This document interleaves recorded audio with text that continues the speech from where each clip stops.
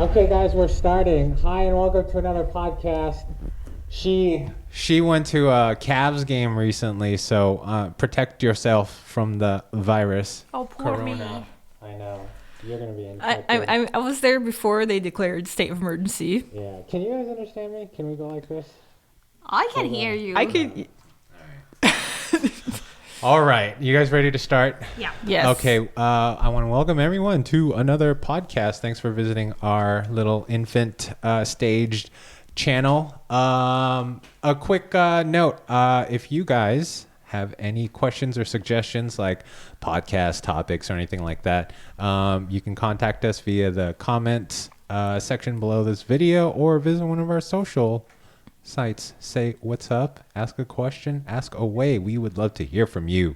We are putting a lot of hours trying to build this channel because we don't just love all things media, but we want to build a curious and inviting platform where we can ask some, I don't know, effective questions, I guess you can say. Yeah. So we're asking for your support by subscribing and liking, of course, but it does give us the fuel to kind of keep this thing moving forward. That being said, how are you guys? How are you two? It's been a week. We've been doing these podcasts about once a week, so. Yeah, last week we didn't have 3 confirmed cases of corona in our county, and now, as of today, we have 5 confirmed cases. Oh, really? It's 5 now? No, I'm just joking. It's last time I checked, it was still at 3, which is not bad at all compared to California or like Seattle area. That I happen to know that my friends who are working there, they are now working from home because of the fear of the coronavirus. So, But all the grocery stores have run out of toilet paper and paper towels. Oh, and hand sanitizer. And hand sanitizer. it's understandable, but how come, please, someone explain to me, how come a toilet paper can help you prevent coronavirus? I don't know. I think they're just stocking up. For what? I don't know, the zombie apocalypse. Why they don't stock up on like food or... They probably are too. Yeah. Yeah, like I don't know if you visited the canned food section. I don't know all of that, and I'm like a little iffy with this whole coronavirus thing. You know, I mean, I tend to gravitate towards like the doctors and the scientists, and they seem pretty serious about it. But my last boss, who was a doctor, regarding at least MERS, you know, is always a little fishy about these panic and how the media portrays things. But I ain't no doctor or scientist, so you got to do what you can do. I've heard the best practice right now is just to stay away from large crowds. Yeah, I mean, just wash your hands like Sarah. normal. Yeah. Stay away from me. Don't touch your face. Yeah, be safe. Oh yeah, and then, you know, at-risk people, people with high blood pressure, obese people, infants, but maybe more so elderly. What are you doing, Iz? I'm fat. Oh my I'm at gosh. risk. You're not obese. Yeah, you're not obese. Do you have yeah. high blood pressure? No, but There you my go. BMI is telling me that I am obese. So How is your guys' diet doing? I don't think we let the viewers know. We're on we're on a mission right now. We're well, it doesn't matter the genesis. Yeah, well, go ahead. Yaz is good at telling on herself, and she's definitely today eating some brownies, some Butterfinger brownies. But They're delicious. so what are we doing differently? We choose 2 days of the week where we fast. We only eat 500 calories. All the other days are normal. So how's it been working for you guys since we started? We started a little over 4 weeks ago, right? Wow, it's been 4 weeks already? Mm-hmm. yeah. Fasting was hard in the beginning, but now it's easier, especially since I've gotten down, like, what sorts of food I'll eat and when. Like, usually eggs, hard-boiled eggs. But Yeah, that's a good one. it's protein. I use that too. Since the fast, since we started this whole 2 days a week fasting, I'm a big faster. I like went through a 30-day water fast. I've done a couple sets of 2 weekers, and then some shorter ones like 5 days and stuff like that. But I was always like a intermittent faster as well, or time restricted feeding. So I'll eat during like a 4 or 6 hour window. So The only thing I did differently by joining you guys was choose 2 days of the week to crank it down to 500 calories. And I've lost about 14 pounds so far. Wow. Oh my So- God, you are double on my numbers. So I have lost 7 pounds since we started this. And so far, I'm happy with my progress. But, I have had like bad moments and good moments with it. Sometimes I cheated, which I shouldn't. But you always told us. Yeah, because I'm an honest person. I cannot let you guys down. Like, if I didn't tell you that I cheated and you guys just saw me like fat, it wouldn't look good. It wouldn't look good at all. So I was just honest, and I know that I am kind of the slowest in terms of losing the pounds, especially compared to Mike.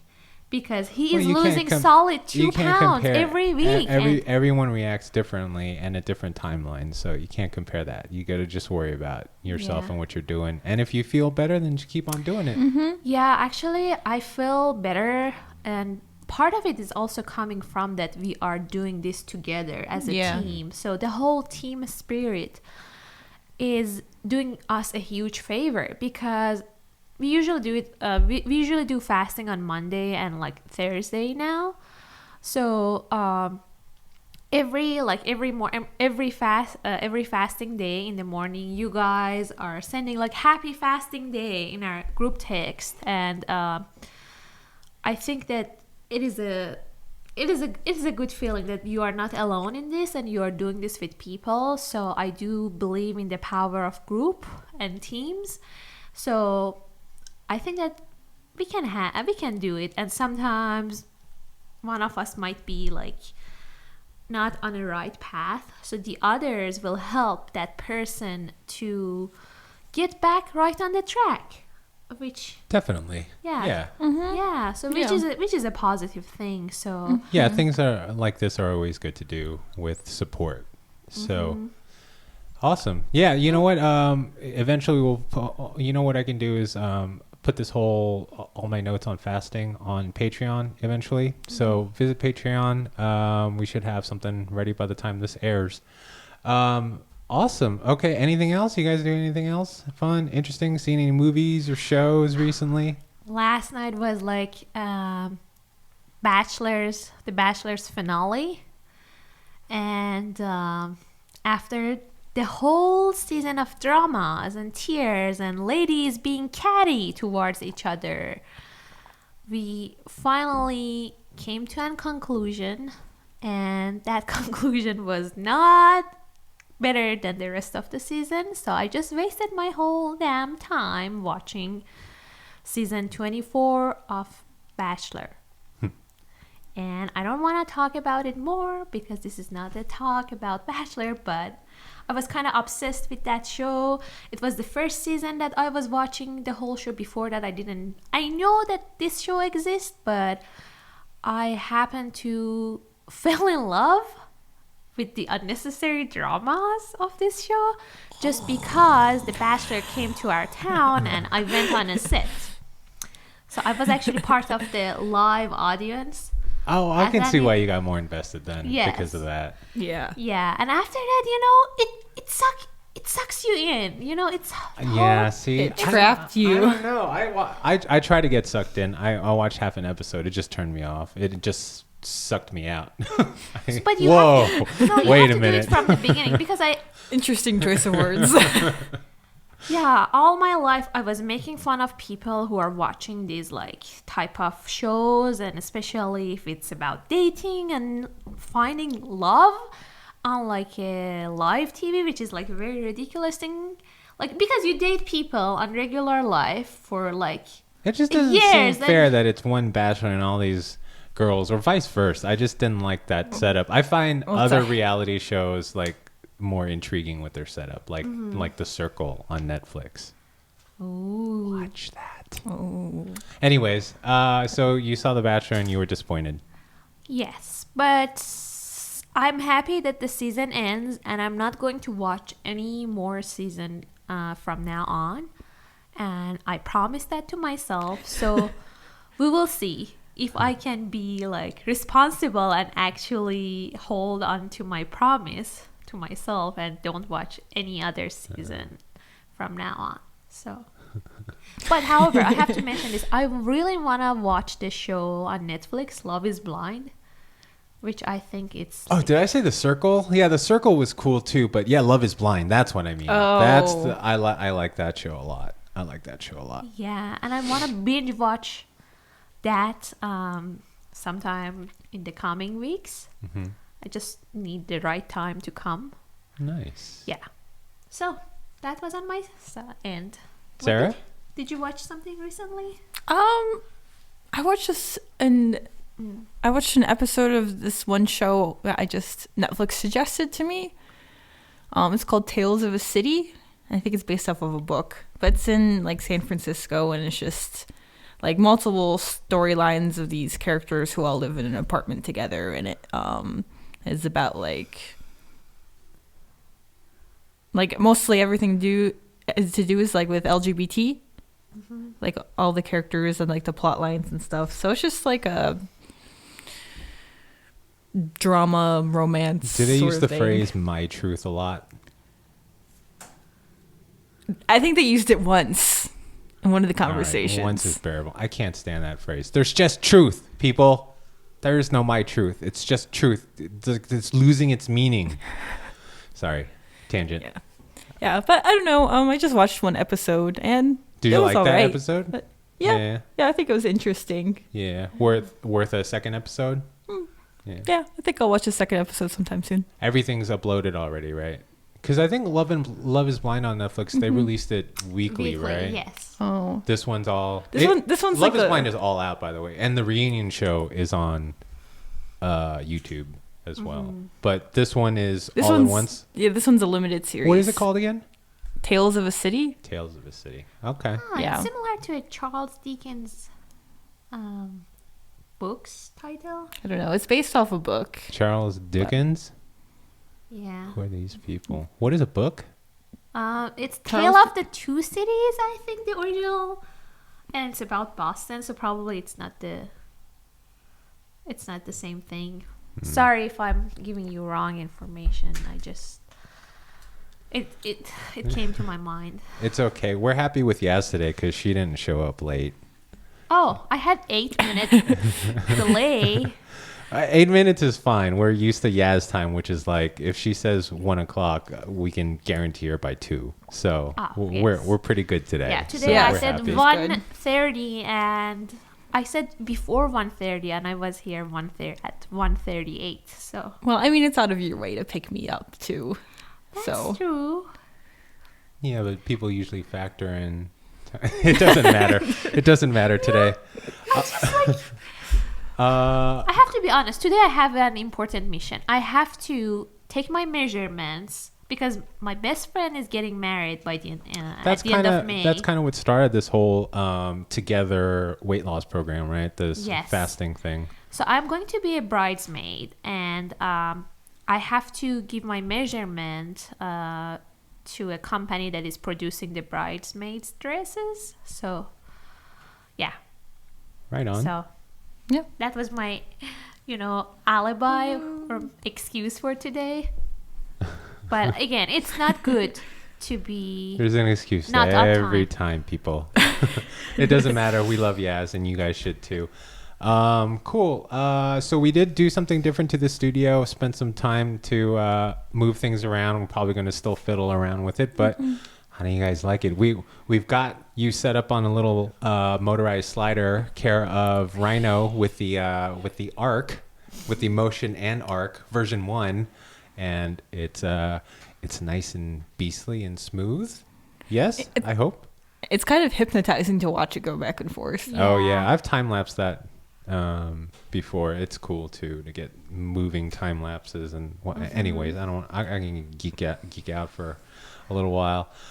So I don't know, hopefully you guys can tell the difference because we worked hard on it, and if you can't tell the difference, well, just screw you, because there was a lot of hours spent And here. we have And people. then we cry. We have people here that they lost actually weight Not because of the fasting thing, but because they cut their hair.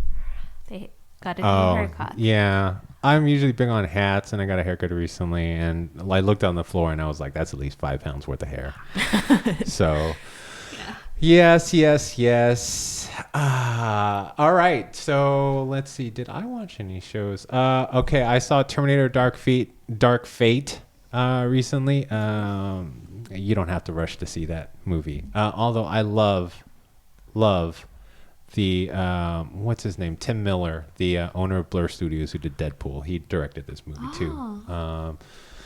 Let's see, Birds of Prey. You guys watch that yet? The Harley Quinn, Margot Robbie vehicle. No, but I watched I saw Sonic that. the Hedgehog. It's all right. Oh, I saw Sonic too. I loved Sonic. Oh, was it good? It's so cute. Sonic is super cute. Oh, Yeah.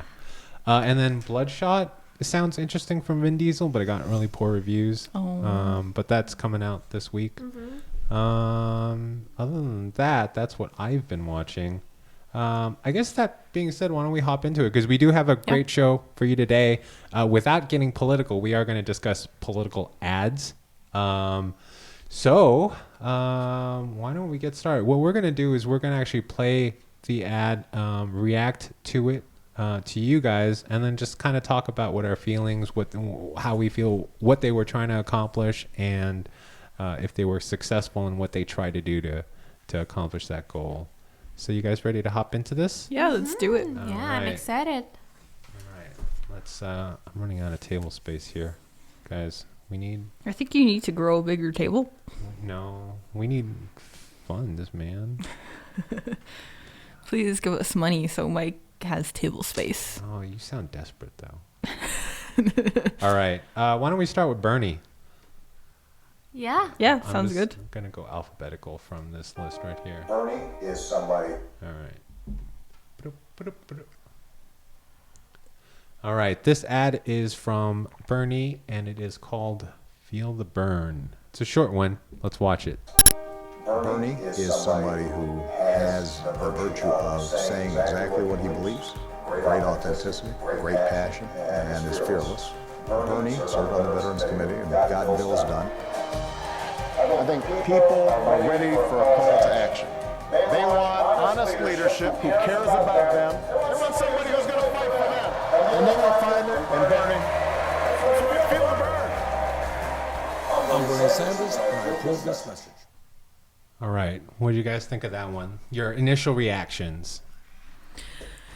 I like it because it's short. Mm-hmm. So, you don't need a long attention span. Yes. And it seems like that having Obama's endorsement of some sort is now a new trend in Democratic between Democratic candidates. Bloomberg did that, Warren did that. I think Biden obviously did that, and now we saw Bernie is doing that. But Obama hasn't endorsed anyone. Right? Yeah, but showing Obama, it's not like a direct endorsement, but it's showing Obama like giving some good, saying good things about these candidates in the people. past. So they want to like imply that, So as a video, right? Because we have Yeah. a production background, right? yes. So from that standpoint, what do you think they try to accomplish in this video, and what do they do to accomplish it, if they did? So I think they're just trying to accomplish showing Bernie as a capable and decisive leader who's. And why is that? Why Fought is for that the important? people? And what do they do to make it different or stand out? So like there are different like sort of like tiers of the way to do things, right? So one tier is I go on camera to say, hey guys, like I'm really capable, I'm a good leader, and I can do this job, right? But what's the next step that's better, right? Having someone else say that about you. Right. And so if you can get someone high status, in this case, Obama, who has a history, has high status, he's an ex-president, right? So for them to be able to do that takes that ad up another notch. And that's probably the reason why it's so short, is that's the main point, right? Yeah. Is they want someone with high status to be able to vouch for Bernie, no matter how controversial that particular ad is. Yes. But- Yeah. Okay. Yeah. Should we talk about why it's being controversial?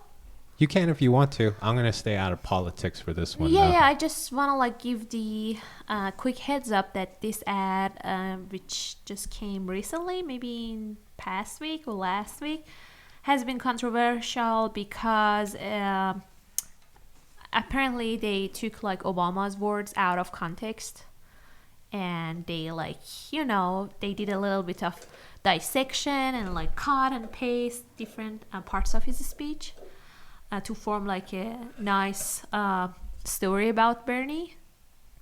So that's why this ad has been controversial. But we are not going to discuss anything. I used to do that a lot. I used to take footage in and make people say stuff they didn't say, like Mike is the best ever.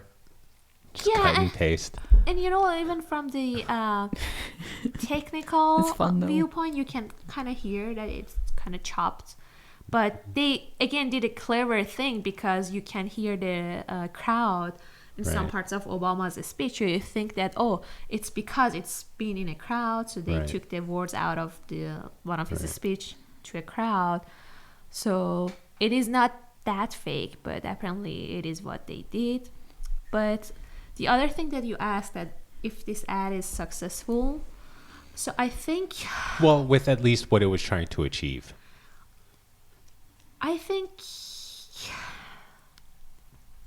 the answer for me is no.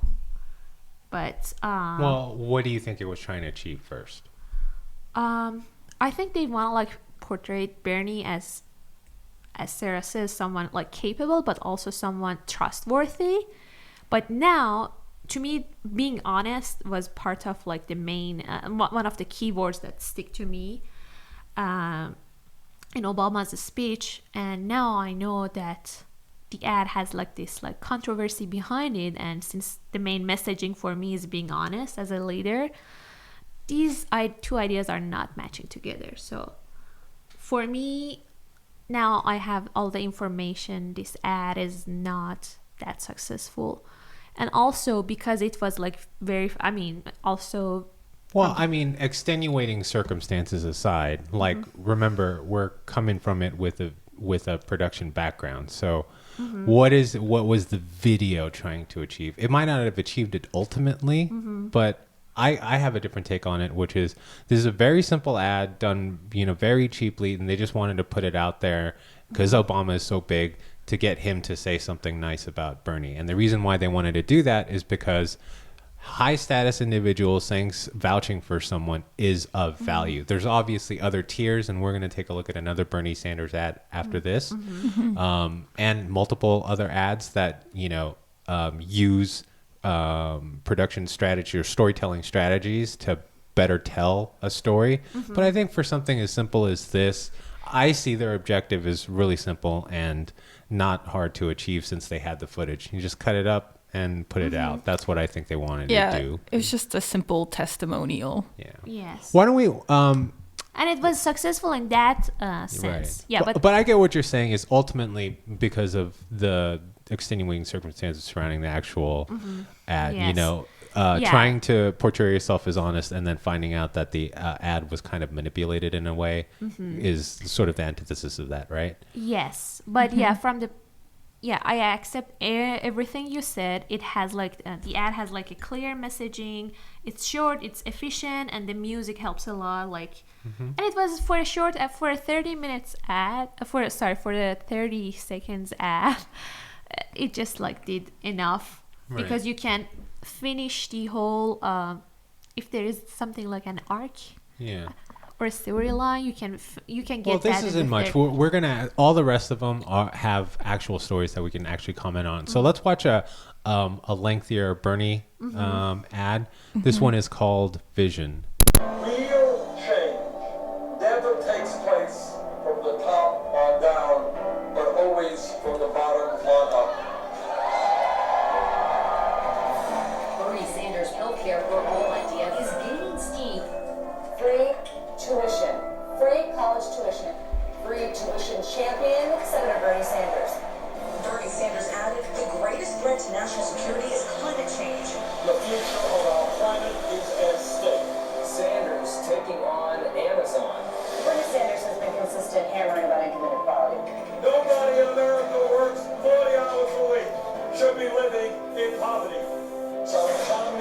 rigged. We have a campaign finance system which is corrupt. Sanders leading the charge to stop the war against Yemen. The first time ever the Senate has voted to end an unauthorized war. The fight against injustice has been the work of his life. Jobs and education, not jails and incarceration. We are not going to retreat on women's rights. Sanders pushing a bold agenda that includes protecting DACA recipients and comprehensive immigration reform. You don't rip little children away from the arms of their mother. A major announcement from Amazon. Amazon will raise its minimum wage to $15 an hour. 350,000 workers. Thousands of workers at Disney World will get raises. It's a victory for Bernie Sanders. It's a victory for all of us. Brothers and sisters, we have a lot of work in front of us. If we are prepared to stand together, there is no end to what the great people of our nation can accomplish. All right. What do you guys think about that? I like this ad. It's obviously longer, and the next tier is, instead of you telling, someone else makes a statement for you, and the next tier about that is show not tell, right? So they were able to do a little bit of that with like Bernie's history. I think there was like a black and white photo in the beginning, and also what works is a combination of both. So they also had CNN, no matter how you feel about them, they had newsreel clippings of him actually doing things instead of him just promulgating out there that oh, I did this, you know what I mean? So those elements make this ad, obviously it's different. What do you think the story was here, what it was trying to accomplish, and how do you guys feel about this one in particular? Okay, you go. Okay, I think they were just trying to give a general overview of his platform and main issues. I think they packed a lot of issues into this ad that Bernie tries to focus on. But I think what they were just trying to achieve was just to show everything that he stands for.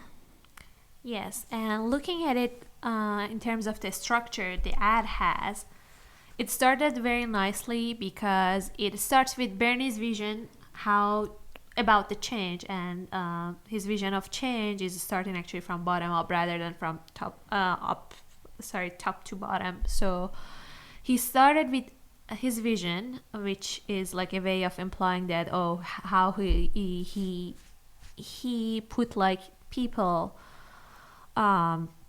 in priority, or like grassroots movements. He gives priority to grassroots movements. So it started with that, which is the essence of like Bernie's campaign, and then he started like explaining his plans for different things, like from climate change, from like raising wages, healthcare, and with each of those, as you can see a related piece of news, and then Bernie's plan. Bernie's plans regarding to those issues. So it has a nice set of information incorporated in this video that gives audience also informative information about Bernie's vision, Bernie's plans, and a little bit of his like history, as you said, with the and it's hard to do everything all in a short, I don't know how long that video was, like a minute, like a minute and a half or something like that. But I wish it was just set up more the conflict. I mean, it goes into the plans. He wants to tackle climate change, but there's not enough reasons given to me of why this is like such a big deal, right? And I think there's one ad we'll see later on that did a better job of setting up the problem. But you're right, it does set up a lot of the ad's called vision, right? So it's setting up his vision for what he wants to do. Right. Yes, exactly. And part of the reason that the ad doesn't have enough time to delve into issues deeply is that because they look at the number of issues that they want to introduce. So which was a lot of issues. So climate change is one of them, but because they have like 10 10 other issues to like address. They didn't have enough time to delve Yeah, into definitely. those. And this is, I mean, everything, the way everything is structured. I mean, even the debates. Like, I like town halls better. Give everyone, come on stage for an hour and, you know, be able to talk in depth. That's why I love podcasts. You get to explain your positions and the reasons why. And just like in the debates, these political ads, you don't really get a chance to go into it. So I get it. I mean, he had a choice, though. He could have done a video for each major topic, you know, but they decided with this video to just do an umbrella of his overall vision, which is totally fine, probably needed. And I thought the images, at least, that they used in there, like Bernie interacting with crowds, people responding to him, I didn't think anything looked faked or staged. I think there's some ads we'll take a look at later on that rubbed me the wrong way because of that. But, you know, so all of these news clippings look like they were actual news clippings and not like shot for this ad. So I enjoyed that. What about Sarah? How did you like this, the structure of the story, the ad in general, and like, would you grade it? Do you guys want to give grades to these ads? Sure. Yeah. Yeah. Yeah. So with this ad, like, I think it was a good cursory overview of Bernie's vision. I do wonder if it, like, because, you know, ultimately the goals of ads are to win over people. And since it's just throwing so much information about tons of different topics without delving into it, I wonder if it actually like makes people think, oh, maybe Bernie's a good candidate. Made an impact. Yeah. Yes. So there are going to be some other ads that do a better job. And one of the reasons why I think this didn't quite hit home, maybe for a person like you, is because it was okay, like, I'll put it this way, and I was going to talk about this in another ad, but we can talk about it now, right? It's easier for people to empathize, right, with if something is personified into an individual. So there's this climate change problem and issue, right? So it affects, I'm going to throw out weird numbers here that are not correct, but like, let's say it affects 30 million people in the next year, right? There's that versus introducing a character, Carol or something, right, who's been impacted by whatever topic it is, and let's say it's climate change, right? So human beings are more able to empathize and identify with a single individual versus then just this number, like it's just a statistics. Right, exactly. Yeah. You know, so I think there are other ads I believe that we're going to watch that, you know, sort of tell a more personal story, and so it might be more resonant or, you know, an emotional connection in that regard. Yeah. But you know. Yes. And we have to also, the other thing that we have to pay attention is that we cannot make a good comparison between ads in that sense that because it's not a comparison, it's not an apple to apple comparison. Some ads just made for like a TV, which is very expensive, so they have to like include, follow the same formula though. This is, no one's rocking the boat and inventing a new form of ad, you know. There are certain templates that people, you know, decide from, and they have smart people, so they obviously decided this was good for a particular reason. Yes, exactly. But for me, I personally, it really didn't. It was well done. It was fine. I don't know. I give it like a 11 out of 15. So I just want to ask you, because I know that you are professionally doing like some fast edits, like the thing that similar to the style that we saw. Do you think that the editor who was responsible for searching the information or like news clips did a good job with editing and like combining the music to build that kind of like definitely. momentum? I mean, as an editor, sometimes you can't help the story. You can put your input in there, but ultimately someone else is going to have the say there. If the editor did have any part in choosing the news clippings, I thought that was fine. Like I said, you know, he chose some good things. He also did a ramp up. Things started slow with the music and the pacing of the cuts, and then sort of built up momentum at the end. I mean, it's different too, you know, like it's Bernie, so you don't want to like throw in a bunch of like like satellite images, Elon Musk type things, and you know what I mean. So you got to work with your client too, so I understand why they didn't go super crazy with the editing. But Yeah. I thought everyone's professional who worked on that, and they did a great job. Yeah, that's exactly what I want to hear from you.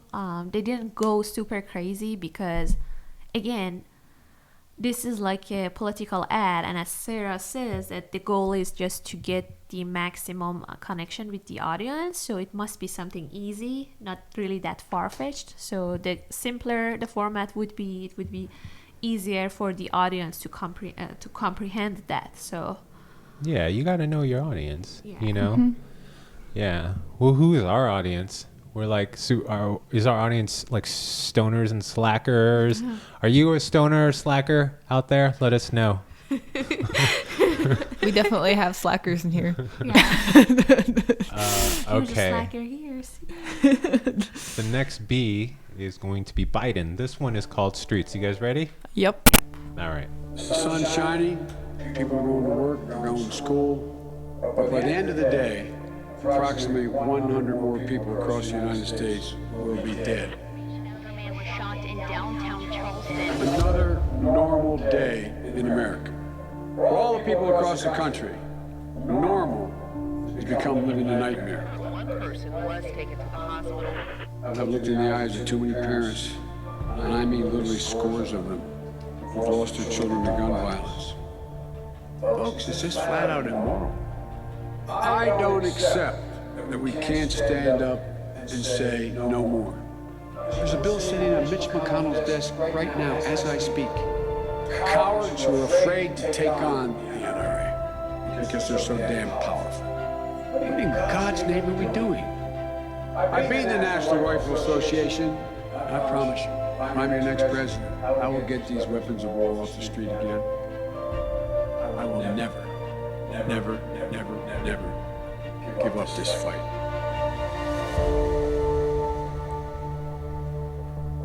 All right, so we notice here it's all Biden speaking, right? No one talking for or about him, you know. So in that regard, to me, this becomes less interesting or less impactful to me. He's definitely concentrating on a specific subject here. Yeah. So I'll let you guys talk about that. The only other thing I can note is the bigoting sequences were, you know, shot very film-like. So it's not like newsreel clippings or anything like that. It's just trying to set up the tone for the rest of the story of this ad. So what did you guys feel about it?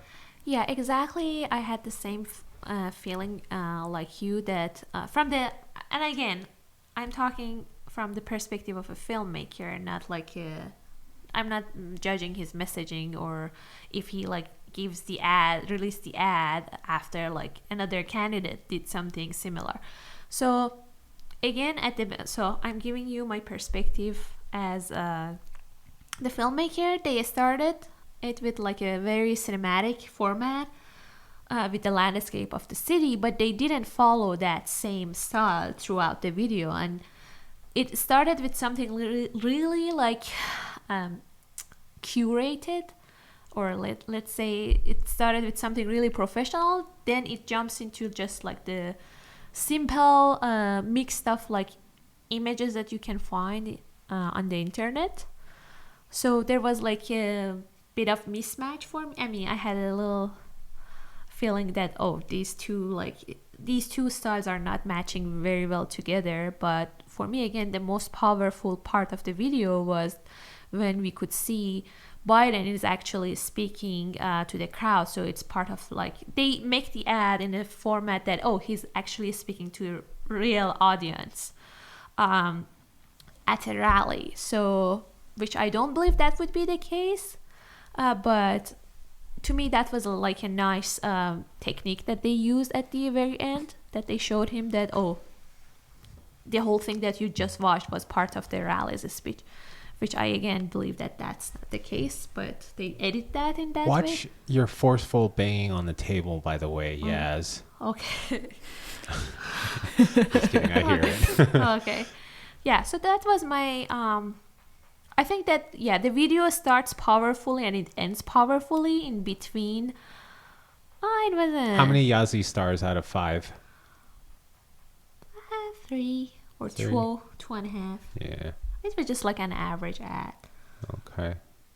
What about the master of anthropology. I am the master. So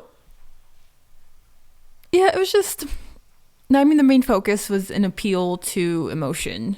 Biden says, "Oh, I'm going to beat the NRA." The ad doesn't talk about how he said in the ad that like he's beaten them before and he'll do it again, but it doesn't say how he did it. And it presents other politicians as the villains and like Biden as the hero. Or the only person, the only person that can stop this. So the only person that can fix this issue. I don't know. I'd rather put money on the Avengers. Yeah, I think they have a better bet.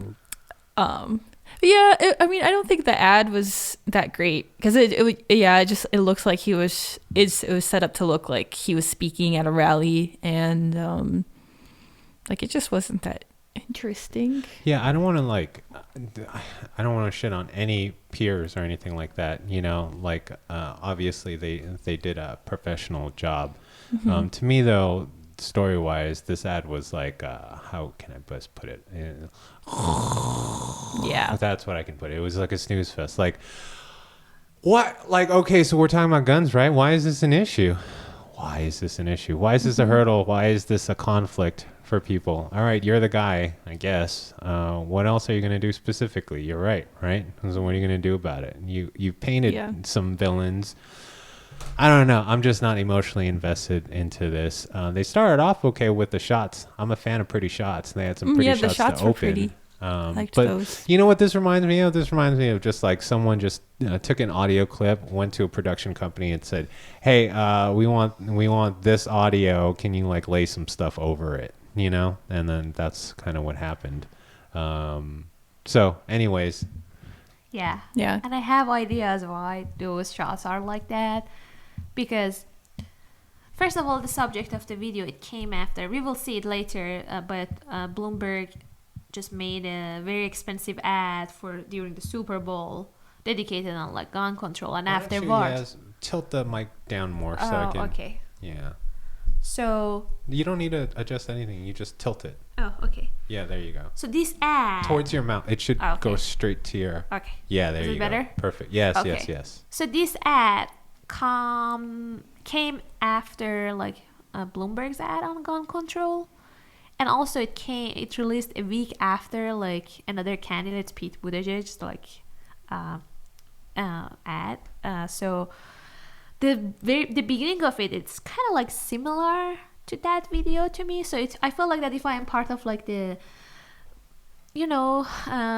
media group behind the campaign, I will look at what my like opponents are creating, and I will try to get like good ideas, bits of good ideas from each like ad and put them together. So to me, the reason that this ad has a lot of inconsistencies, at least in terms of style, is that because they have an issue, but they decided it's my bad. They decided to just like copy maybe the phone's on silence, people. Yes, my phone is on silent. Demand this. Yeah, watch, my phone's about to ring. Oh, sorry. Yes, you finished. Totally my bad. So yeah, so I think popular. I think that's the reason that they want to like incorporated the things that they like from the other candidates' ads into this video. And that's why the things are the way that we are seeing, at least in terms of the inconsistency with the style. Yeah. So. Yeah, I mean, with Bernie's Vision ad, he had like things he's done before, or maybe like a hint of a plan. But like with this ad, didn't have it. Mm-hmm. Yeah, and I don't know. Bernie's ad stuck at me for just that one image, that black and white image of Bernie when he was younger. Because you can't fault him for. He says he's been part of the scene for a while, and it's evidence like that demonstrates that. But this was hardly evidentiary. No. What? And I don't. Is that correct? I don't think so. Evident. Language is always evolving. New words are always being created. Yeah, well, I don't want that. I like to stick to the rules. That's why I hate my truths. It's just truth. All right. But I never proclaimed I was smart. So I will misuse words often. You guys ready for the next one? Yeah. Speaking of Bloomberg, why don't we watch He's a B. All the B. They're all B. George started playing football when he was 4. Let me rewind that. All right, so this ad is called George. George started playing football when he was 4 years old. He would wake up every Saturday ready for the game. That became our life. He had aspirations about going to the NFL. On a Friday morning, George was shot. George didn't survive. So I just kept saying, you cannot tell me that the child that I gave birth to is no longer here. Lives are being lost every day.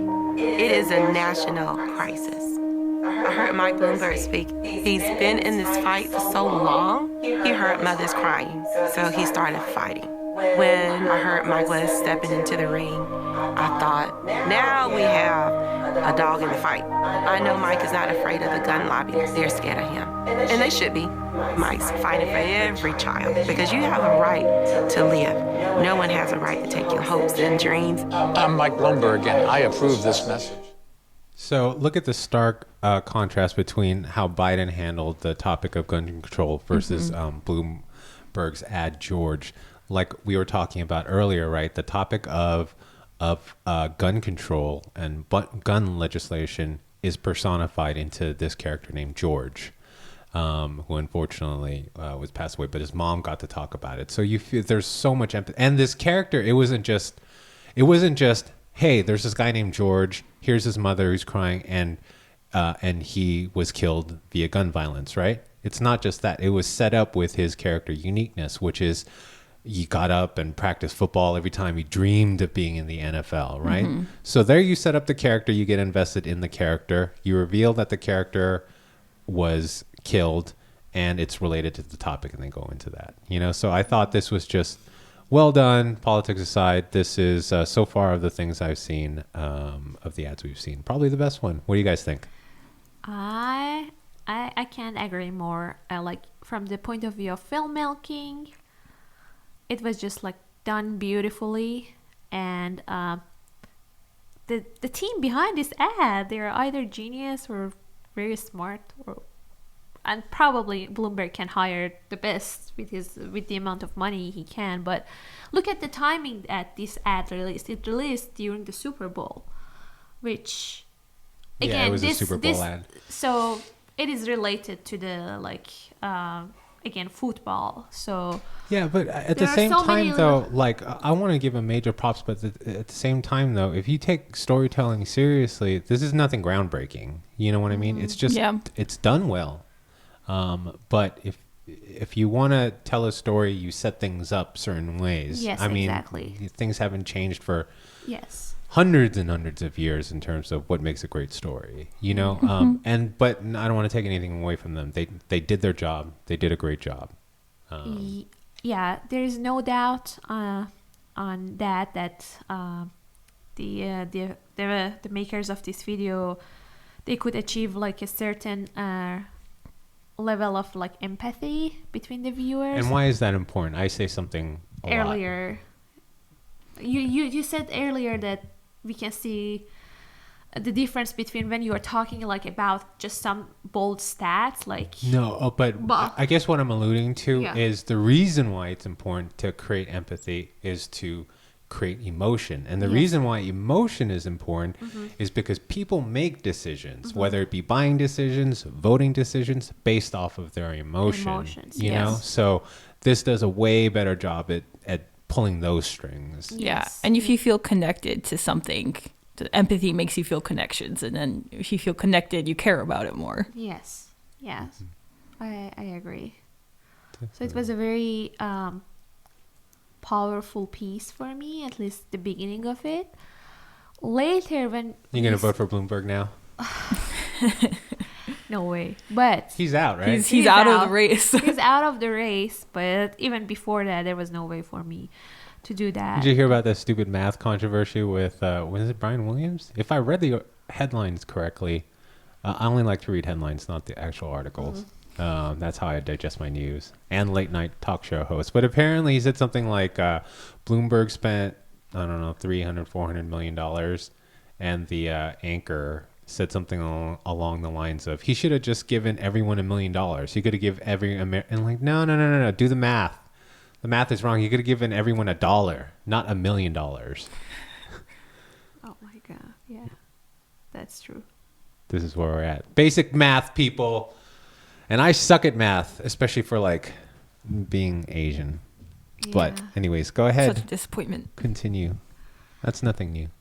Yeah. So again, apart from the storytelling, they could like make a relevant ad because of they could make the ad relevant because it is like shown during like a sporting event, which is like, again, the football. But I talked about it before, so I don't have anything more to add rather than the point that you add before. So. Well, I agree with you for agreeing with me. Okay, good. So we're on good terms. All right, Sarah. And I agree with both of you, especially comparing the Biden gun violence ad versus Bloomberg's gun violence ad. Bloomberg is much more effective. And like Bloomberg was just like kind of slipped in there, like kind of like sneaky. Because from the very beginning of the ad, you're like, oh, you don't know, you might not know that this is a political ad for a candidate. Yes. Yeah, but I think they established a story well and created empathy, as you guys said. Yeah, and I remember you said that in Biden's video, we couldn't see any actual proof when he says that, I will fight. But at least with Bloomberg, they tried to put like little bit of news articles that saying that, at least Bloomberg has done something when he was a mayor. Yeah, and it's someone else speaking for him, and it's not himself, and it's exactly, it's a person that maybe a lot of people can relate to because she's like a normal person. Yes. And she's a mother who's lost her child, and a lot of people can relate to that. Yeah, I think that's the huge difference for me because I think both were light on how they're actually going to do it. Personally, I would obviously like more specifics, but that being said, the setup was way more effective in the Bloomberg ad. You want to check out our boy Petey Boy? Yeah. All right. This one is actually, if I remember correctly, a decent ad too. It's called Our Story. In northern Indiana, where the St. Joe River turns towards Lake Michigan, is an American city. A place called South Bend, where the son of a first-generation immigrant and fifth-generation Hoosier grew up in the shadows of shuttered factories, where he later returned home serving as mayor. We're going to lay aside old habits and old divisions. Creating opportunity. The city partnered with an organization to build more affordable housing. We're excited to see a neighborhood change right in front of our eyes. Representing everyone. South Bend Mayor Pete Buttigieg responding to Governor Mike Pence's stance on LGBT protections in Indiana. We're open for business and we're open to everyone. Helping bring his city back to life. It's where he enlisted to defend our country. Learning no matter how great our differences, they stop at the flag on our shoulders. From this experience, a big idea was formed. I'm a proud son of South Bend, Indiana, and I am running for President of the United States. Politics not about who we reject, but how we bring everyone along. We're from the Democratic Party. Our job is to tell you that we stand in solidarity with everybody who is for justice. One that won't be shaped by looking to yesterday, but by our common future. This is what America looks like. People of every race and creed and age and gender. And this is what democracy looks like. Public service is about helping people in their everyday lives. Hello, my name is Jim. I'm a volunteer at Mayor Pete's campaign. And this campaign is about real change to deliver the help and hope we need. We appreciate your support, ma'am. Have a good day. This isn't a story about one place or one person. It's our story, our shared vision for the country we love. And it only happens if we act. Together we will turn the page.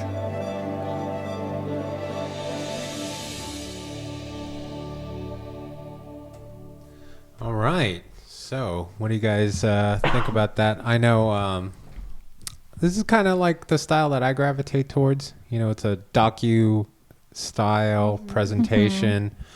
I clearly, you know, he's trying to he's targeted his audience, you know, small Midwestern swing state votes, right? So the whole setup was for them, right, to show, hey, he's got roots there too.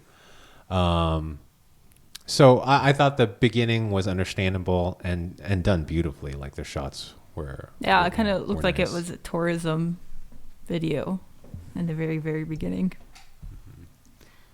Yeah, I remember that our initial discussion between Mike and I and about this video when it came out, and at that time I was like so pissed off with this video. I was like, this is so long. I mean, there's no doubt that from the technical aspect or from the storytelling aspect, it's a brilliant piece. It could be a brilliant promo video or a brilliant like that's mini what ads doc. are. They're basically promo videos. Yeah, or a like mini doc that you can, if you can call it that. It's brilliant in that sense, and it's the first, like, I believe the ad that we can actually see the life of the volunteers at the campaign. So it has a very nice story arcs in several aspects, but when I first watched it, I was like, it's not talking about his messaging, his plans, his vision. It's not like the regular political ad that you Well, expect. I think that's the point, right? Yes. The point was Pete. Yes, exactly. Right? Yeah, and from our discussion, I remember that we said that it's a thing to build around his character, and it's understandable because not that many people know him Right. as a like as a person, but with other like candidates, everyone knows who Joe Biden is or who Bernie is. So it's a video about Pete as a person rather than Pete as like a person who is running for as a like presidential candidate who has plans and who has like to implement those plans. So it's not about his plans or his visions, maybe a little bit about his visions because he talks about his value for democracy and like how he see human beings, whether they are like immigrant or not, equal. So we see a little bit of his values. Gay, straight. Yeah.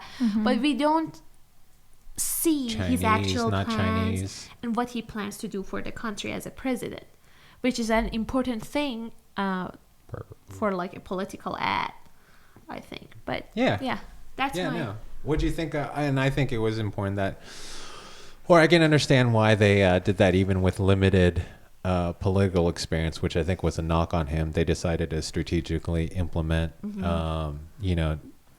clippings of him in action, right? So what was that rally he was at? Or the Muslim ban protests. Yeah. So that was cool too, how they kind of integrated that and sprinkled it throughout the film or the ad. What was your take on the story and the structure? I liked the structure. How so?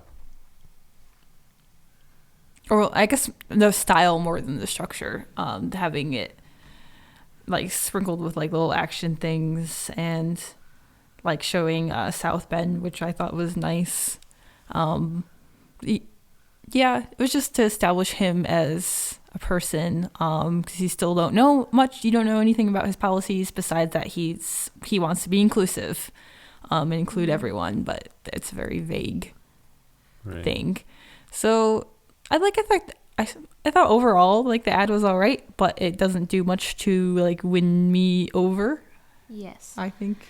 Well, so if we can agree on the purpose, did it serve the purpose of introducing the personality of Pete? I think it did. Yes. Okay. And they call it our story, which is like exactly their story. It's not called our vision or our plans, which we see with other videos. So it's just like about like Pete as a person and who he is and his background and a little bit of his vision. So I think he did the purpose and he did it did it beautifully, because as an audience I enjoyed watching it visually a lot.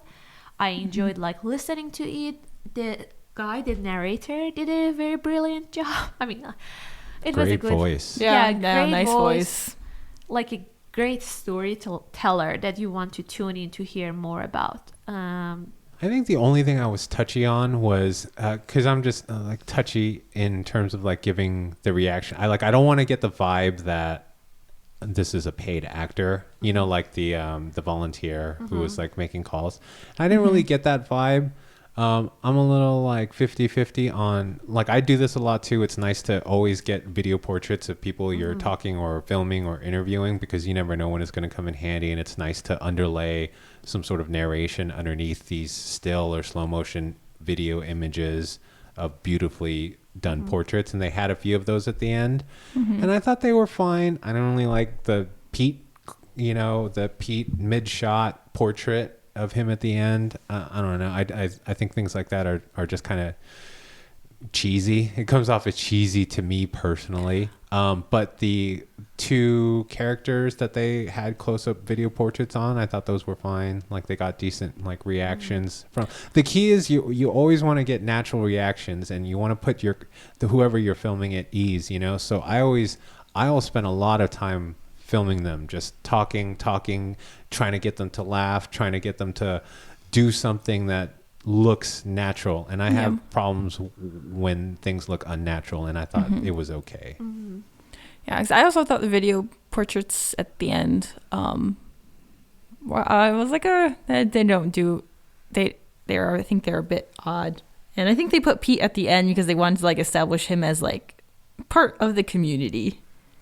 Like his I understand that. I was just talking about the shot. The shot of Pete at the end just was cheesy. Like his reaction, like his facial, whatever. It was just like I could have done. Is he a cheesy person? He's cheesy.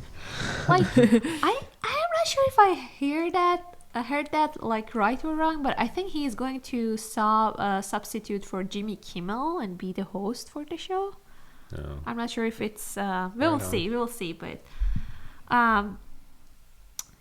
But yeah, so it's always key if you guys are filming people to try and get like natural reactions. Do what you can before an interview to get them, at ease. And then when you're doing like video portraits like that, or if you're taking like portraits, like photos, period, just ask dumb things.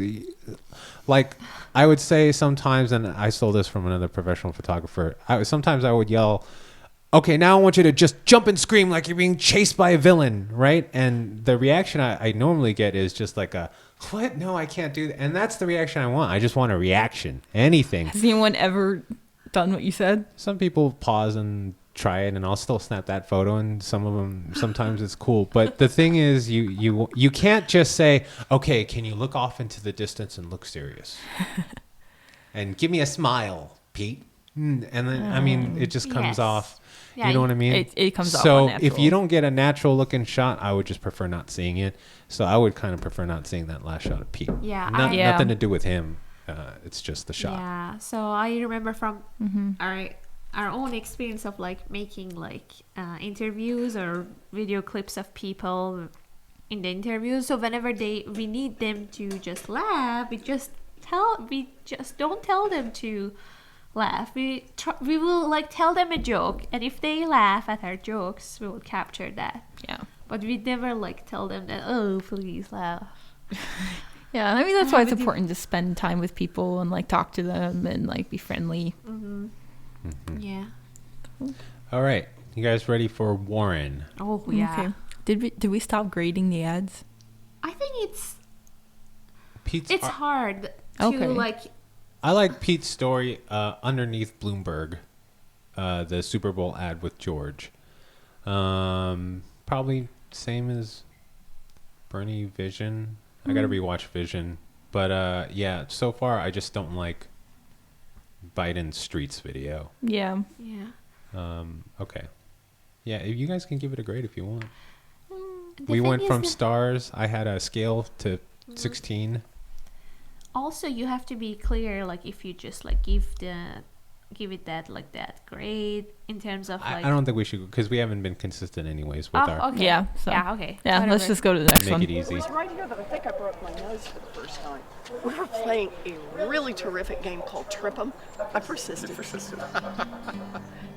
where I grew up. It's always good to come back.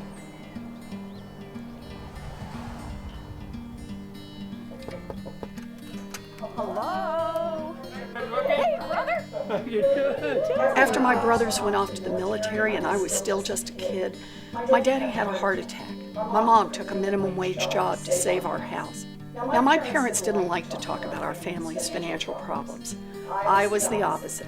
I wanted to pick at it, study it, try to understand it, and do everything I could to make sure it never happened to my family again. I spent years studying and listening to working families like mine. And I discovered a disturbing trend. More and more families were going bankrupt. Families like mine were falling further and further behind. And the crisis was hitting families of color even harder. And it was because Washington was listening more and more to big corporations. I started ringing alarm bells. The idea that we have a strong economy is just false. And then Now it's official, we are in a recession. that's when I left the classroom and got in the fight. Somebody has got to stand up on behalf of middle-class families. Elizabeth Warren. Elizabeth Warren is heading into the lion's den. She's become perhaps the leading voice in our country on behalf of consumers. We created America's first consumer watchdog to hold the big banks accountable. And when Republicans tried to sabotage reform, I ran against one of them, and I beat him. This election is about power. Who has too much of it and who needs more of it? My daddy was a janitor, but he raised a daughter who got to be a public school teacher, a law professor, a senator, and a candidate for president of the United States. I have lived opportunity, and I believe that no matter where you live in America and no matter where your family came from in the world, you deserve a path to opportunity. We can take on the rich and powerful to make our government work for all of us. And I'm not afraid to fight for it. That's why I'm running for president. All right, so this is actually very similar in concept, this docu-style, but in concept to Pete's Our Story video. Mm-hmm. What do you think is the major difference, though? I see one. What do you guys feel is the biggest difference between the two? And to me, it affects how I feel about it. One thing that, for me, that it differentiates from the Pete's. The biggest thing. What do you think the biggest thing is? Okay, so the video clips of her in action is like it's the different. No, that's not what I'm thinking. So this is, for me, is like the difference, because I can know more about her. With like Pete, the way they did it, they just like had like mini clips of him doing things in public. But with her, it's like a more. I think from a technical, I understand where you're coming but from. You didn't ask if I like. You didn't ask your question that if I have to take a look through the lens of technicality or like the story. From video making, from story, yeah, just in general. There's a big element in story. I'm just trying to get you. There's one huge difference. And I think it makes a big difference. I'm just trying to see if you guys are thinking on the same wavelength as me. It's like just her narrating it. That's there you go. That's the main. There you go. That's the main. We had a third party talking about Pete, and here we had Elizabeth talking about herself, and it was I. And to me, I feel less connected to this because it's her talking about herself. You know what I mean? Mm-hmm. But I also like that because it's part of her personal branding, which I think if you look at the successful ads from like 2016 election, which was about Trump, all he was saying is like, oh, I will do that. I will. So maybe it's not a bad thing from the point of view of like political ads. I'd have to look through some Trump ads. I think I have one in the queue that we can take a look at. But just from a storytelling perspective, remember there are tiers, right? Mm-hmm. And the next tier up from I is having other people talk about you, right? So with Pete, we don't know who the narrator is, but at least we got another person talking about them, talking about Pete. You know, when I hear a lot of I is this, I start to tune out. Yeah, so I hope that I answered your question. I didn't fail you because I mentioned it like No, I just wanted to see. I wanted to see how mind readerish you are. No, see if it's we not were the thinking narrator. about the same She's thing. the main narrator, but yeah, it's not the thing. It's not the same thing that differentiates. It's not that thing that differentiates it from Pete. For me, it's the messaging and what they do with like. Well, what do the you think the concept is? The concept of Pete's was introducing Pete in the story. They start the intro scene. They make it very clear what they're trying to do here is tell us a little bit about Elizabeth Warren by making that comment about, oh, we should play this little game. She's hand holding. We're getting to know the personality of Elizabeth Warren. So in that respect, they're both very similar, and especially in their approach, because we all agreed with Pete's Our Story. It was sort of docu-style. This takes it even a step further and really just shoots it like a docu-style, right? Yes. They have some sort of like, B-roll foot. My All brain's their farting B-roll. right now. But yeah, the B-roll of interaction, her talking about her brothers and things like that. The one key element that I saw, especially in the first half of it, was the fact that we're hearing Elizabeth Warren's, and this is like one of the easiest things to do. You set up a camera, you interview someone, you get B-roll, you put it on top of it. And this is what that is. You know what I mean? So I thought the next step, the next evolution is an example of that is Pete's Our Story. And that would be the one major difference between the two from, a production company standpoint. You know what I mean? Yes. Go ahead, Sarah. So I liked that Warren's video, because Warren's and Pete's were very similar. I liked that Warren's video was more specific with her past, because I feel like Pete's was rather vague. But I do also think it is more impactful when it's someone else speaking about the person. He also had like way less experience, right? So yeah, she was obviously able to. Yeah, so they had to approach it differently. And they had more to work with, right? In terms of like body work. Yeah.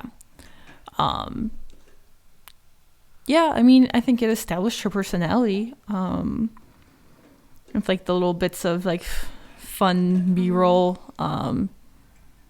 and shaky camera. Yeah, to me it's hard to decide whether from the technical aspects I like this style better or like something like Pete's, because there are like two different things. One tries to achieve like somehow a professional look. With Warren's video, it's more like a natural look that they try to achieve. Well, especially with why the do you B-roll think that? Why do you think that? I mean, there could be a total number of factors, right? From budgets to an actual conscious decision. So why do you think one was shot one way versus the other? Did it do anything to help? I'm just asking. I have no opinion on this. Did the style, the lower budget style, suit Warren's message better, personality better? I mean, they're both essentially just telling their stories, right? Yeah. So which production value, in terms of like the way it was visually shot, do you feel is more effective? So I have to give you an honest opinion. If someone came to me and told me that please like create me like a video for my campaign, I think that I would go with something like the thing that they created for Pete, because that's like closer to the style that we are like producing our videos. But now after watching the two videos side by side, I have kind of like the feeling that Warren's video kind of did a better job for the like regular audience, I mean general audience, because it's also more relatable. Maybe it's because that it has the nostalgia also impact. I don't know if there is something like that, but with the footage that they chose, it kind of triggers something in your memory, especially if you're an older voter or like belong to a certain demographic in the voter population. You might feel more resonant with Warren's video compared to Pete. But if I want to like create something for like a candidate, probably I still like do something similar Well, to people. specifically though, like the way it was shot, I mean, makes you feel a certain way. So what we can actually pinpoint in terms of like now technical differences, right, is yes, it was kind of shaky cam because it's E&G docu style, right? They had some footage of that. It was also wider lenses. Pete's video, you know, you had a lot of background separation because they used a lot of like long distance telephoto lenses. So things look that way. They also look more filmic, but as a byproduct, they also look more distant. I think the way you're feeling is also a byproduct of the fact that, you know, this is an inclusive, everything's sharp, E&G style, wider angle lenses, you know, 50s, 35s, you know, so you feel it's like vlog style. You feel more part of it. You know what I mean? So I think that that's where it came from. Not necessarily in like the value, because I don't know how much these ads cost per. But I think the way it's shot extends past, you know, just getting beautiful glory shots. It's also beautiful glory shot. They both are professional. They both look professional, but you know, that methodology or the lens selections that they use, I think also makes quite a difference in how you feel and identify with them. So I think they were both trying to go for relatable, but Warren's was more like relatable, the relatable working class, but Warren like emphasized her her background and made a video that I think seemed more like a home video, so maybe that's what she was trying to go for. Yeah, definitely. I just would have I think it would have been taken to another level if we interjected some other voice other than hers in here. But I get it, you know, it was very it was it is what it is. I have no idea what I was about to say. I just brain farted on this because I know we've got 2 more ads if we have a little bit of time. How much time? We're about an hour and 18 minutes in. So minus 8 minutes because we were just like messing around in the beginning. Yeah. Okay. So, because what I do, I think there is, if I remember correctly, I did really like this one and you guys will not be surprised. But you know what? I'll leave it to the end. Let's watch a Trump ad. Trump ad. Don't laugh. He's our president. Choosing to break the freezing temperatures, and they camped out. Earlier than early for President Trump's rally. The temperature is still freezing cold out here. Last time I checked, it was 9 degrees. 401k is going up. Everything is going up. Thank you, Donald. I love you. Colorado was founded by pioneers and prospectors, cowboys and miners who tamed the wilderness, explored the West, and helped make this the greatest nation ever to exist on the face of the earth. 75 years ago this week, our brave United States Marines landed on the shores of Iwo Jima. America is truly a land of heroes. Brave people, great people. This is a truly incredible time for America. We have the best economy in our history. We added another 225,000 brand new beautiful jobs last month. We are in the midst of the great American comeback. That's what we're doing. Our country is stronger today than ever before. While the extreme left has been wasting America's time, we've been killing terrorists, creating jobs, raising wages, enacting fair trade deals, securing our border, and lifting up citizens of every race, color, religion, and creed. At stake in our present battle is the survival of our nation. Now you have a president who is standing up for America, and we are standing up for the great people of Colorado. America is thriving like never before. And ladies and gentlemen, the best is yet to come. I'm Donald Trump, and I approve this message. Oh. All right, so that's Trump's ad, and like, you know, for the reasons I talked about earlier, I feel this is a shitty ad because all you hear is Trump's voice. It's generic, non-specific sort of things. I thought they had blatant images of African American people in the beginning, which I think could be kind of misleading. But purposeful, and I can totally understand why they did that, because they sprinkled that throughout, and it was kind of like plain and obvious, you know. So this did nothing for me. Did it do anything for you guys? Nope. It makes me laugh. Makes you laugh.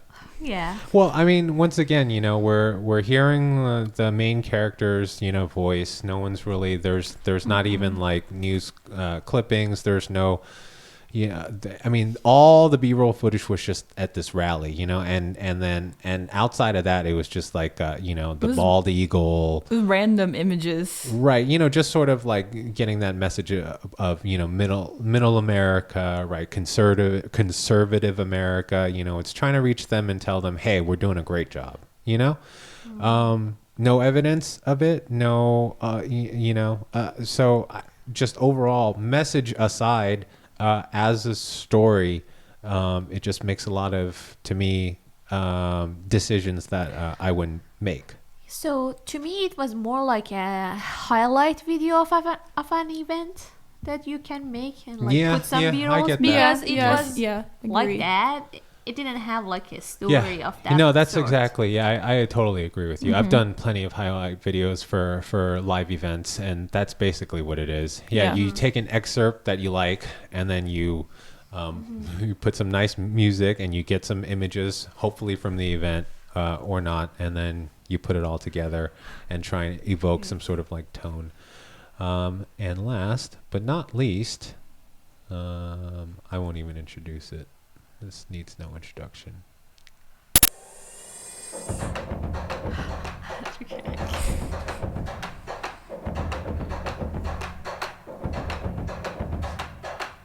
We are experiencing the greatest technological and economic shift in human history.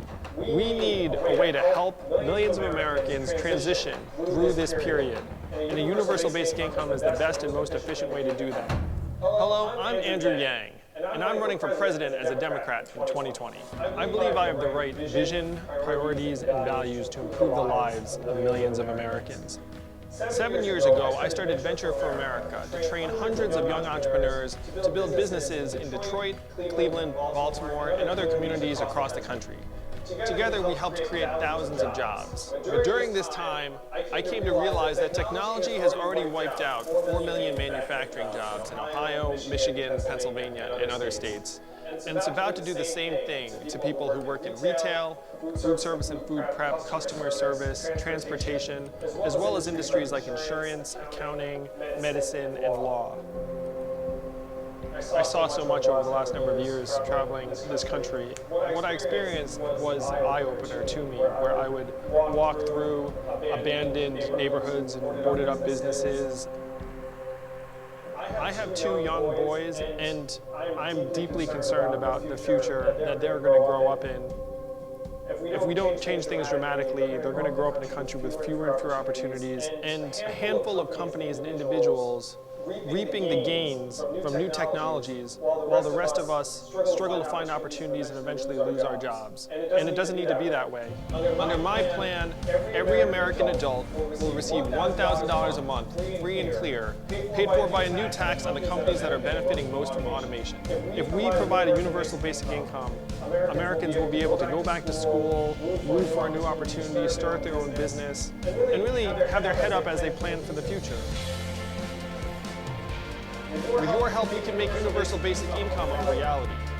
Join us, and let's build a new kind of economy, one that puts people first.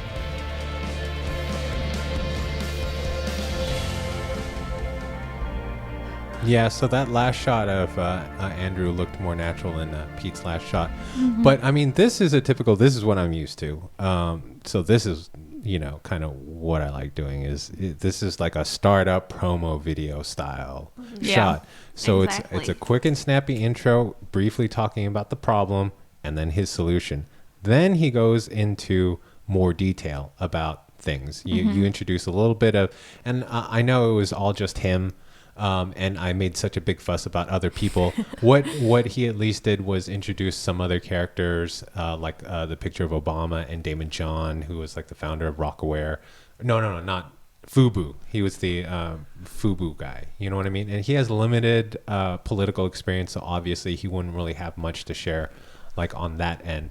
But then what I really liked that the other people didn't do was he went back to, so he sets up the problem in the beginning, presents the solution, then resets up the problem, and then goes into the solution, like why he wants to do universal basic income, what will happen if something like this happens. He at least talked about it, and he supplemented all of this with like pertinent B-roll images. So even though it's his voice he's telling, he's also showing a lot of images that, you know, relate to it. You know, it's not just like him at a rally talking. You know what I mean? It's like related and specific, some of these things. So that's why I liked this ad. Yeah, it was informative, and it was also about the character itself, because we can see the family photos of the family photos, and especially his sons or like daughter. I think he's got 2 boys. Two sons. Okay, yeah, his sons, and yeah, so you can make like some personal like connection with him, but he introduces his plans really well, and at least you can see the outcome of like his plan, because he talks about if it becomes a reality, what will like people get in return. He sets up the problem, the conflict. What's coming? Why is it a problem? Why is it an issue? He sets up a solution. Why is it a solution? What can happen with the solution? Yeah, but I also want to like mention this, that as you said again, it has a very startup promo video vibe into it. Yeah, that's his vibe too, though. You know, a lot of people mistake him from being from California, from Silicon Valley. He's really from New York, you know? I'm telling you, that Cavs game he went to, you're going to get a sick, Sarah. Seriously. I should have worn that mask, people. I don't think I'm going to get sick. Sorry. This is terrible. Well, we hope you enjoyed our last episode, our last podcast episode. I brought the ends. No, go ahead, as you were saying. I don't have anything else to add, except that I want to... You say it has that startup vibe, like it's a bad thing. Yeah. No, it just... Okay, so from the technical point of view, which is about as production people, we have to learn how to solve like clients or issues like he brought to the table. So not necessarily. I have clients coming up to me, hey, I need a promo video, like you know, how much is it going to cost, and they have nothing other than that. You know what I mean? So it's your job to present a creative brief, you know? So if someone from Andrew Yang, while he was in the running, you know, came up and reached out to me, then I would say, oh, okay, well, you know, let me have an interview with him. Let me see what he's about. And I would research him. Okay, so he's really trying to tackle AI. Okay, well, then let's think, you know, techie. You know, so it makes sense that, you know, he has sort of that upbeat, quick intro. That fits in line, that motif fits in line. You know, we're going to get images of the drone, you know, delivering, you know.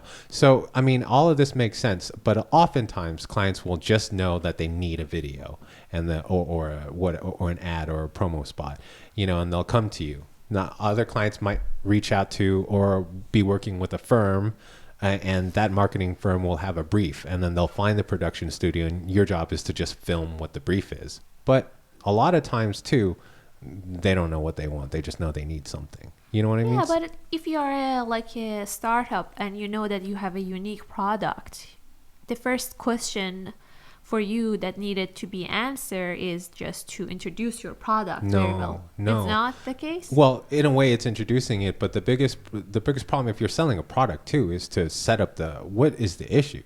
What is the problem that this is solving? Why do we need this? It's not just hi, this is my new app, and you download it, and it does this and this and this. It's no, people. Hey, this is a problem. It affects so many people. Guess what? We've got this cool ass solution. You know, that's what you do. I get you. you Yeah, know? yeah. I guess so. It could be a little bit different from a product. Definitely, it is. But in general, like Andrew Yang's campaign has such a unique let's say take on like issues that you should expect that everything that coming from him and his campaign, whether it's ad, whether it's like social media posts, it should be different than other candidates. And he's not a conventional candidate, so it's not like a conventional or common political ad that you can see. And it was by far the most different ad so I think far this that was the most, to me, this was like the most well-rounded ad. You know, unlike Bernie's vision, he kind of concentrated on a more narrow problem and talked about his signature platform, which is universal basic income, UBI, the freedom dividend, right? Yeah. Yes. Biden streets, we all kind of agree it was like, Yes. you know, not that special. Bloomberg's campaign Super Bowl ad was kind of nice because it focused on gun control, but Yang at least talked a little bit about his solution and what it could possibly do. Bloomberg just said, you know, I'm a fighter, I will fight.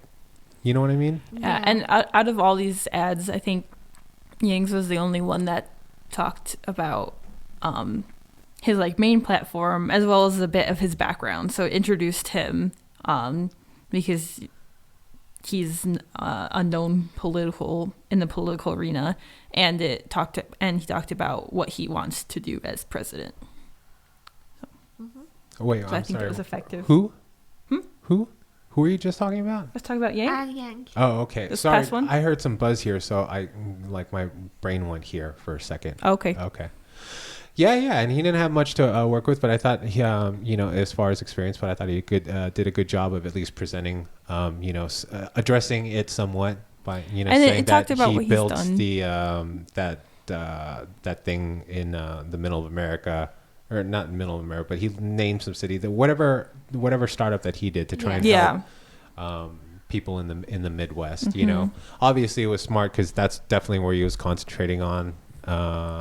You know, the swing states. So obviously worth a mention from him. But awesome. Okay, so hey guys, this kind of pretty much wraps up. So all the political ads. What about at the end of it? What was your favorite ad? okay, yeah, I want to ask everyone's favorite. So I'm having a hard time to decide, but I think my favorite one was like Bloomberg's ad, which he was my least favorite candidate of all. But yeah, I like his ad very much, and I think it's because of the emotion that is like it can like evoke some emotion, and it touches some parts of your soul that the other ad couldn't. But again, if I want to ask myself that does that video makes me vote for like Bloomberg, probably not. Well, because you're influenced by your own, yes, you know, exactly. Yeah, we're just strictly on a non-political level. Which ad spoke to you most? So I think it was Bloomberg again, but if I want to like choose the ad that like kind of like convinced me to vote for the candidate, it would be Warren's ad. Oh, interesting. That just like if there was one ad that I watched and it kind of like pushed me to vote for a certain candidate, it would be Warren's ad. Okay, right on. What about you, Sarah? We had Bernie's vision, we had Biden's streets, we had Bloomberg's George ad, we had Pete's Our Story, we had Trump Stronger, Warren Wearing Who, and Yang Humanity First. I think the most engaging for me was Yang's Humanity First. Interesting. Because it kept me engaged throughout the entire video because it was fast-paced. He explained like his main issue, and it wasn't like too overwhelming. And we also got to know him a little bit. So, right. Yeah. Yeah, well, I'm going to hedge my bets and agree with both of you because those were my two favorite. It was Yang's and it was Bloomberg's ad. I thought both of them story-wise were very well done. Bloomberg's ad was special because he got a person that we can empathize with in the character George and his mom. And then with Yang's, I just thought it was well-rounded. It presented the conflict right up front. It presented the solution right up front, and then it went into it. You know, there's other ways you could do it. You could present the problem all the way through, and then the last part introduce the solution and then just a little bit. But he chose to go into it. And so he sets it up in the beginning, which is another method to do a promo video like that. And I thought it was great too. So those were my two favorite. Mm-hmm. So I agree with both of you. All right. Well, let's see. Usually we usually how we end is we like to fizzle out. Well, just me. I usually do a lot of ums. Have my ums gotten better, people? Because I used to say a lot. I think I still do.